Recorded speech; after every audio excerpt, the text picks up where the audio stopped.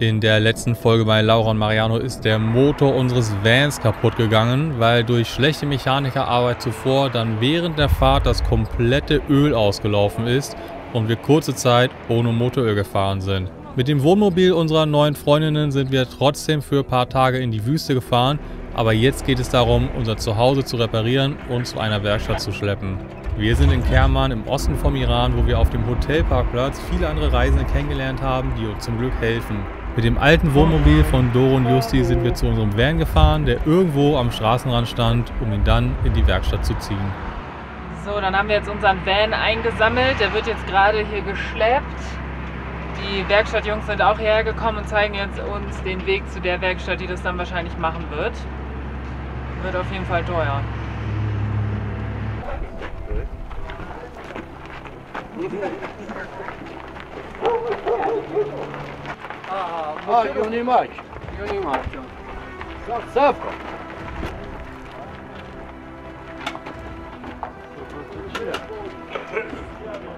Stand der Dinge ist, wir haben unser Auto jetzt hierher schleppen lassen mit der Hilfe von Doro und Justi.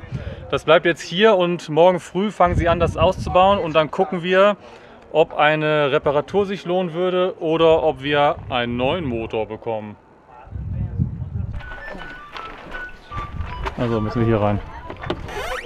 Ah, okay, warte, wir müssen mal aufbringen.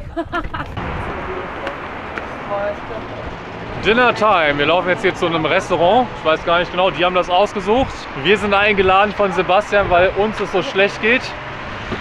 Und die sind eingeladen, weil Doro hat ja heute Geburtstag. Happy Birthday! Auf jeden Fall Happy Birthday!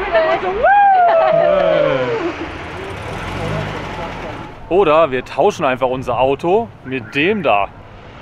Ja, und dann lernen wir jetzt hier auch noch mal so ein bisschen Kerman kennen. Das ist hier so die Bazar-Gegend. In jeder iranischen Stadt gibt es ja echt so einen Bazar. Und das sind dann meist so diese gewölbten Gebäude und so. Und dann gibt es da so Gänge und rechts und links überall Shops. Ja, das Restaurant, wo wir hin wollten, hat irgendwie zu. Deswegen suchen wir uns jetzt hier was. Wir können natürlich immer die Speisekarte nicht lesen. Deswegen haben wir mit Google Übersetzer, kann man so ein Foto machen von was da geschrieben ist. Und dann wird das so in Echtzeit übersetzt und dann können wir gucken, was es da gibt. Also es gibt große Kartoffelwürfel, mittelgroße Kartoffelwürfel, kleine Kartoffelwürfel, Kartoffelsamosa, Pizzasamosa. Food Truck. Yeah. Burger, Hotdog. Mm. Ja, das ist wahrscheinlich ziemlich eindeutig. Leider gab es keine vegetarische Pizza da drüben, deswegen gibt es jetzt wieder Falafel mit Pommes, die wir alle bestellt haben. Yummy.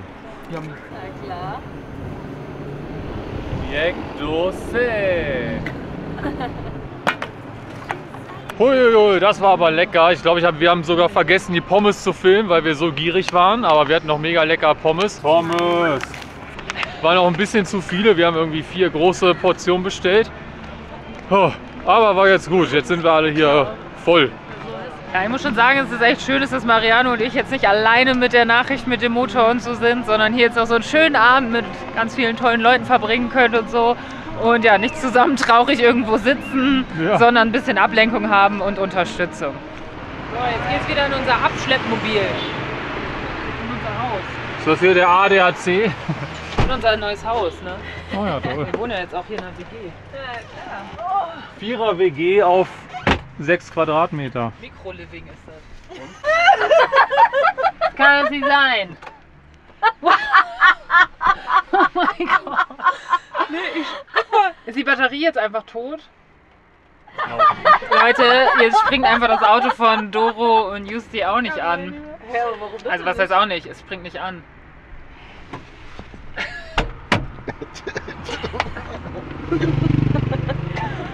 Aber alle Mechaniker haben wir dabei, ne? Ohne Mechaniker fahren wir nicht mehr um die Welt. Ehrlich. Ja.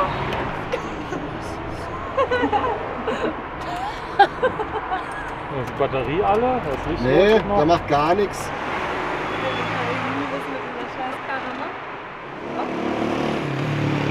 Tja, wir wissen nicht, woran es liegt. Vielleicht ist die Batterie alle, keine Ahnung. Wir schieben jetzt einfach den Wagen an.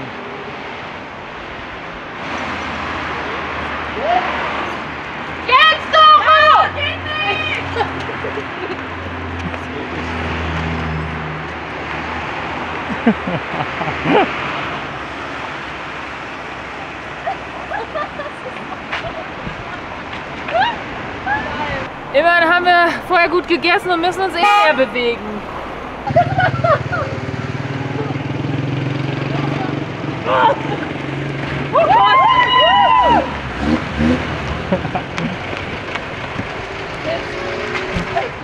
Okay, es kann weitergehen.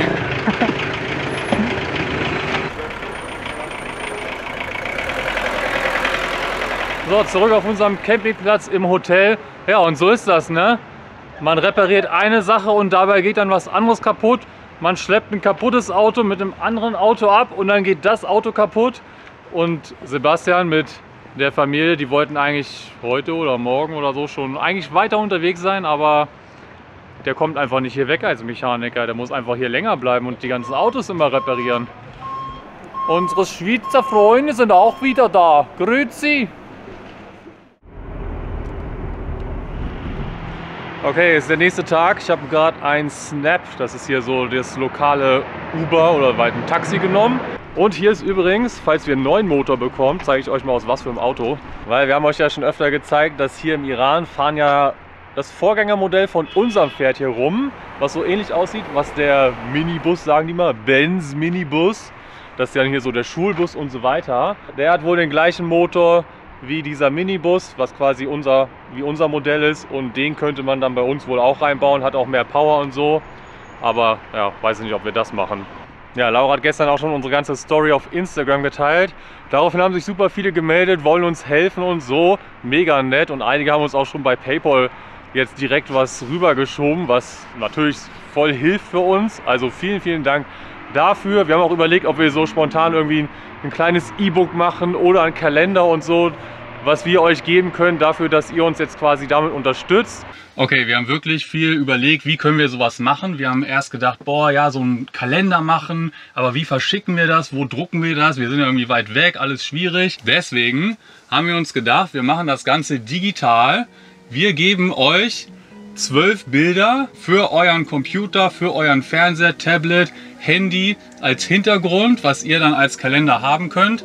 Wir haben einmal, das ist auch so der Kalender und die Tage, oder einfach nur das Foto, was euch lieber ist. Genau, also quasi wie so Bildschirmschöner könnt ihr das benutzen, und das soll einfach für euch ein Ausdruck unseres Dankseins. Wir sind sehr froh, dass wir so eine Community haben, die irgendwie so mitfiebert, die uns auf unserer Reise begleitet, und wir wollen irgendwie noch mehr zurückgeben und haben deswegen auch vor allem natürlich nur Bilder von unserer Reise ausgewählt, die ihr dann verwenden könnt, wie es euch am besten passt. Also, wenn ihr uns bei der Reparatur unseres Motorschadens unterstützen wollt, alle, die uns was per PayPal schicken oder per Überweisung per Superthanks, den werden wir allen diesen Kalender zuschicken oder so einen Link, wo ihr das dann runterladen könnt. Bei PayPal haben wir ja eure E-Mail-Adressen, also da ist es ganz easy. Wenn ihr uns was überweist oder per Superthanks, dann müsst ihr uns irgendwie die E-Mail-Adresse zukommen lassen. Wir halten das alles aber auch nochmal für euch zum Nachlesen in der Videobeschreibung fest. Ja, also vielen Dank für eure Unterstützung und dann weiter in die Werkstatt. Okay, da bin ich. Es dauert noch ein paar Minuten, bis der Mechaniker wohl kommt. Ja, und dann schauen wir mal, wie das wird. Was auch Sebastian, unser Mechaniker-Kumpel aus Deutschland, meinte, ist, ne, ist natürlich alles jetzt hier nicht so auf dem deutschen Standard. Ich meine, das ist ja hier eher so wie so ein Schrottplatz, sehen diese Werkstätten immer aus. Ne? Also so ganz viel Zeug liegt hier einfach rum und es ist sehr staubig und so. Also hoffen wir mal, dass die hier trotzdem einen guten Job machen werden und das danach auch wirklich länger funktioniert und nicht nur irgendwie für 1000 Kilometer und danach ist dann wieder der nächste Motorschaden.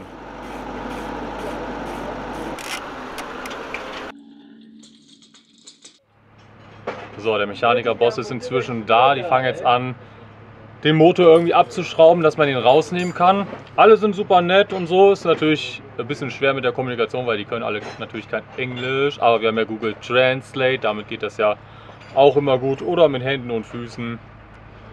Mal schauen.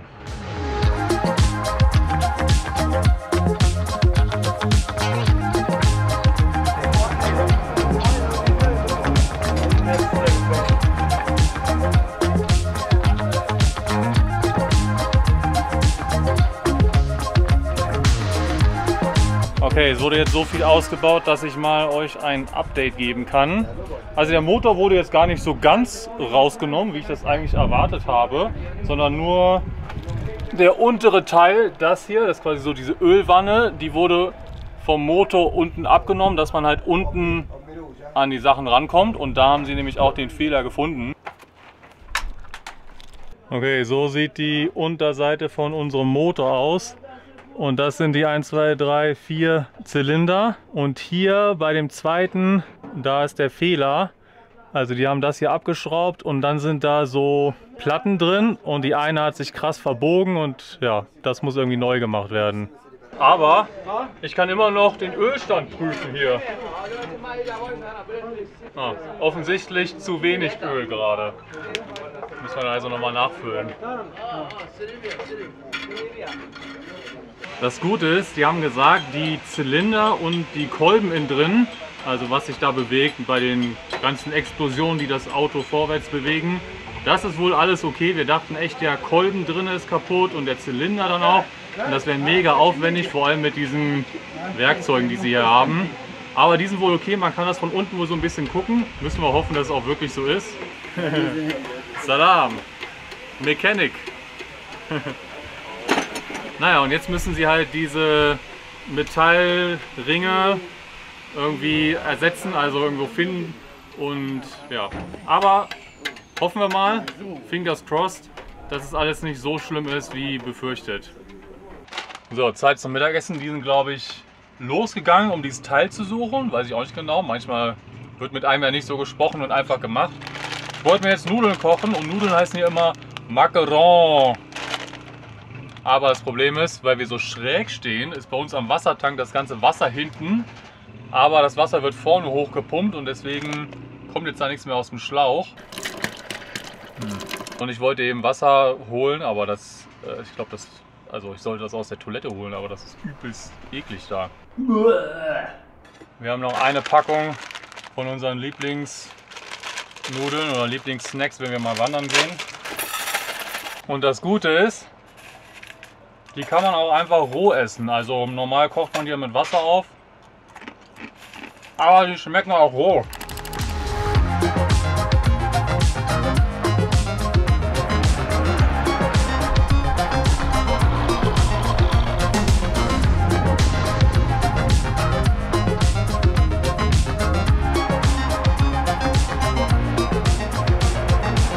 Zurück im Hotel. Guck mal, das ist jetzt der heile, aber so ein Teil ist kaputt. Achso, und sowas brauchen wir jetzt noch. Sowas brauchen wir noch. Und wir waren eben, da sind so Geschäfte, da war so ein Mercedes-Laden, aber der hatte zu. Also müssen wir morgen früh hin. Okay, aber immerhin. Aber es ist quasi nur das. Wir hoffen. Okay. Er meinte, dass dann gab es natürlich Folgeschäden, weil dann war das kaputt und da sind ja 1000 Teile dran und die dann alle natürlich da falsch sich bewegen und dadurch auch vielleicht beschädigt sind. Aber erstmal tauschen wir die aus. So, weil unser Auto ja nicht hier ist, das heißt unser Zuhause nicht da ist und die beiden mit ihrem Wohnmobil heute weiterfahren, die fahren immer nachts irgendwie los, haben wir uns jetzt ein Hotelzimmer gegönnt. Wow. Das Licht an. Und wir haben unsere eigenen Decken mitgebracht. Ja, was ganz gut ist, glaube ich. Aber oh toll. Ja, weil wir haben ja, ich weiß gar nicht, wie viele Tage auf diesem Parkplatz gecampt. Über 10 Tage bestimmt insgesamt. Da kann man sich irgendwann dann auch mal hier ein Hotelzimmer gönnen. ja, und online hat es irgendwie $50 gekostet und ich habe ihn jetzt aber gerade gefragt, ob er ein freies Zimmer hat und er meinte, ob $20 okay ist. Und weil wir jetzt halt auch schon echt lange hier sind, die ganze Zeit immer nur 1 Euro, 2 Euro gezahlt haben, als wir mit dem Van noch hier waren, aber natürlich auch voll für die Dusche und was weiß ich alles benutzt haben, ist es jetzt auch okay, hier $20 zu zahlen. So. Voll. Wir sind jetzt hier echt ein bisschen zusammengewachsen wie so eine kleine Familie. Wir haben ja jetzt auch echt viele Tage miteinander verbracht. Und eine WhatsApp-Gruppe. Ja, und tolle Sachen zusammen erlebt. Deswegen ist es jetzt echt ein bisschen schade, dass wir uns jetzt langsam trennen und die ersten jetzt fahren. Und die fahren einfach um irgendwie kurz vor 8 oder so, fahren jetzt noch los. Es ist schon bestimmt gleich 10. Echt? So spät schon? Ja gut, aber die fahren jetzt sehr spät. Dass wir alle anderen würden das nie machen. Passt. Ciao.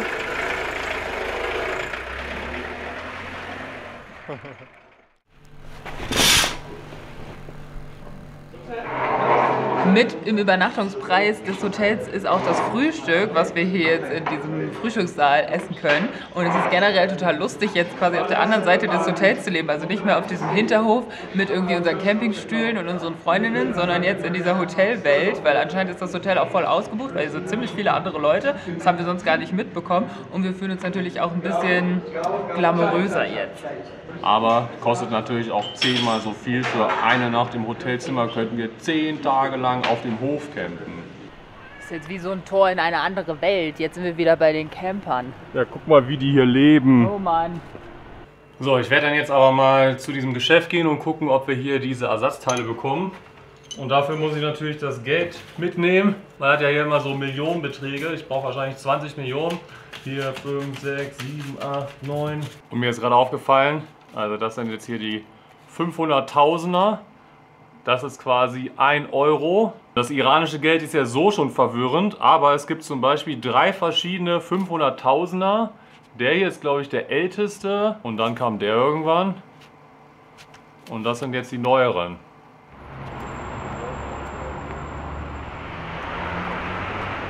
So, ich bin auf der Suche nach dem Laden und unser Motor wurde übrigens auch in diesen alten Mercedes-Fahrzeugen verbaut. Und die gab es natürlich nicht hier, deshalb ist es schwer, den zu finden. Okay, Pech gehabt. Der hat es natürlich nicht gehabt. Das war ein super kleiner Laden. Wie gesagt, den Motor gab es hier halt nicht, deswegen gibt es halt auch keine Teile. Jetzt werden wir halt versuchen, irgendwie das aus anderen Städten zu bestellen. So, ich bin wieder zurück. Ich war eben nämlich nochmal losgegangen, um nochmal zu einem anderen Shop zu gehen, den wir auf Google Maps gefunden haben. Aber der hat es natürlich auch nicht, hat mich dann so weitergeschickt. Und der hat mich nämlich dahin geschickt zu so einem großen BMW und Mercedes, so eine moderne Werkstatt. Und da sind wir auch schon mal dran vorbeigefahren, ist mir dann wieder eingefallen. Die hatten es aber auch nicht, aber die waren auf jeden Fall sehr professionell, konnten auch Englisch und wussten gleich genau, okay, wir gucken da. Und am Ende bin ich mit einem Mechaniker bestimmt 2 Stunden fast auf seinem Moped überall rumgefahren. Das ist halt so eine große Straße und da sind überall Shops, auch viele mit Mercedes-Teilen. Und wir haben halt überall gefragt, aber keiner hatte das. Und die versuchen das jetzt irgendwie in Teheran zu bestellen. Keine Ahnung, ob es das gibt, weil vor einem Jahr, als wir hier waren, wir haben noch nicht mal einen Ölfilter gefunden. Und wenn wir keinen Ölfilter finden, tja, wie sollen wir denn dann so ein spezielles Teil für diesen Motor hier finden? Aber wir sind auch noch dabei, gerade andere Wege zu suchen. Wir haben zum Beispiel bei Shops, wo wir in Pakistan waren und Teile für unseren Motor bekommen haben, da haben wir schon nachgefragt und einer hat sofort geantwortet, ja, welche Größe braucht ihr denn? Weil es gibt auch so Übergrößen, wenn nach dem Verschleiß, dass man dann eine größere Größe nimmt. Also wir versuchen viele Wege und irgendwas funktioniert dann und ja, weil wir wollen ja natürlich jetzt hier nicht so ewig in diesem Hotel bleiben. Wobei es hier in dem Hotel ja auch echt nicht schlimm ist, muss man sagen. Und nach unserer ganzen Pakistan-Situation haben wir auch gesagt, wir wollen ein bisschen in einem Hotel chillen. Also, ja, es ist jetzt natürlich ganz anders als gedacht, weil wir uns immer noch um Sachen kümmern müssen. Aber es ist auf jeden Fall entspannter, sich jetzt zu sagen, okay, wir brauchen jetzt einfach so eine gute Unterkunft, wo wir runterkommen können. Weil wenn ich mir jetzt vorstelle, ich wäre jetzt den ganzen Tag wieder auf dem Werkstattparkplatz mit dem Van und so, dann wäre ich, glaube ich, wieder noch gestresster als jetzt sowieso schon ein bisschen, weil halt diese Situation, ne, wann können wir weiterfahren und so ist natürlich jetzt auch nicht ohne, aber uns geht es ja schon sehr gut. Okay, halbe Stunde später, ich habe jetzt die ganze Zeit mit diesem Shop aus Rawalpindi in Pakistan geschrieben und die haben sogar wohl noch welche, ich hoffe, das sind auch wirklich die richtigen, aber das Problem ist, die können die natürlich nicht hierher schicken und jetzt müssen wir möglichst schnell jemanden finden, die von Islamabad jetzt durch die Eskorte nach Iran kommen. So, jetzt haben wir bei Instagram gepostet, ob irgendjemand von Pakistan in den Iran fährt demnächst und uns eventuell diese Teile mitbringen könnte. Mal gucken. Und wisst ihr, man könnte ja jetzt sagen, uns ist mit das Schlimmste passiert, dass nämlich unser Auto gar nicht mehr fährt. Aber irgendwie haben wir so ein Glück mit so vielen tollen Menschen, dass ja, es sich alles gar nicht so schlimm anfühlt. Jetzt wurden wir nämlich zum Beispiel von den SchweizerInnen, die noch hier sind, zum Pizzaessen eingeladen. Wow! Yummy!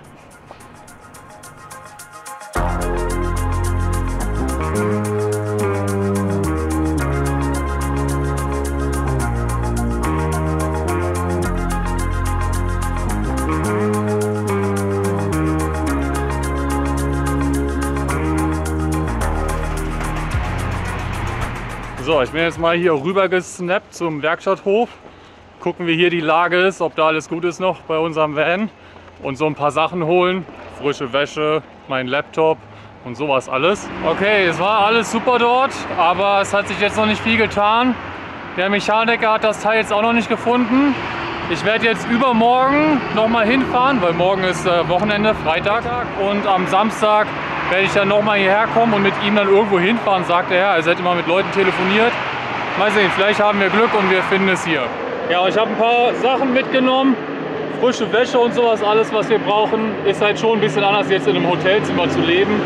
Und unsere Sachen sind halt alle woanders. Aber naja, geht schon alles. Ah ja, jetzt kommt das Snap.